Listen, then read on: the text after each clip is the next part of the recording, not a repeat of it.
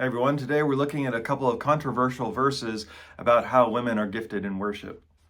Let the women be silent in the churches, for they are not permitted to go on speaking. But let them control themselves, just as the law also says. If they want to learn something, let them ask their own men at home, for it is shameful for a woman to speak in a church. So today and tomorrow we're going to look at this passage, and today we're looking at issues with interpretation. The nerd word for this is exegesis, and tomorrow we're going to explore possibilities for how we apply it. That's hermeneutics, the other nerd word. Translators always have to make choices. That's how it works going from any language to another one. And those choices are always going to be influenced by their assumptions and by their culture. So I want you to know what choices are being made with this passage, so you know what choices sometimes are being made for you. So the first thing we have to think about, or that arises, is the question of, were these two verses inserted later? They're not original to Paul, because there are some manuscripts that have them after verse 40, and the passage works without them there. But the evidence from some of the best scholars that I know say that no, this does not point to them being interpolated later. And, that's not really a good method for addressing difficult texts, to just assume they shouldn't be there and cut them out.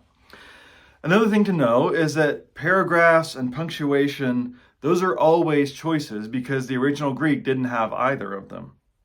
Does your translation split verse 33 in half? So it sounds like in all the churches, women are limited? That phrase more naturally goes with the part about God being a God of peace. And when those verses get moved, that part doesn't go with it. So pay attention to where things are broken up. Now, when Paul says silent and speak, well, what does that mean? It seems obvious, but does that mean that women can't preach? Does it mean they can't lead a prayer? Does it mean they can't sing at all? Does it mean they can't say amen to a prayer? Does it mean they can't talk to other people? They can't silence their kids if they're being noisy? If you say yes to some but no to others, guess what? You are interpreting, and you have to be able to explain why you make those choices. Also, the verb tense of be silent is not the typical one that you would use for a command as a permanent thing. It sounds more like something that's ongoing for a little bit.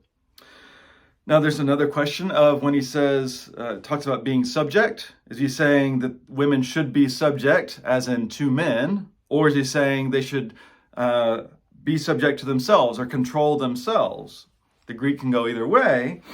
But if you look at the broader context of this chapter, it's all about self-control, not submitting to someone else's authority. Paul says that they should do this as the law says. But the thing about that is there's no Old Testament law that says women shouldn't speak in worship.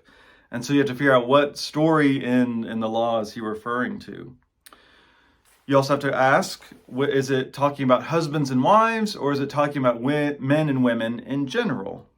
Again, you got to be consistent because Greek doesn't have separate words for man or husband. It's the same word depending on context. And so that raises other questions. What if your husband is not a Christian? Do you still have to go ask them about church things?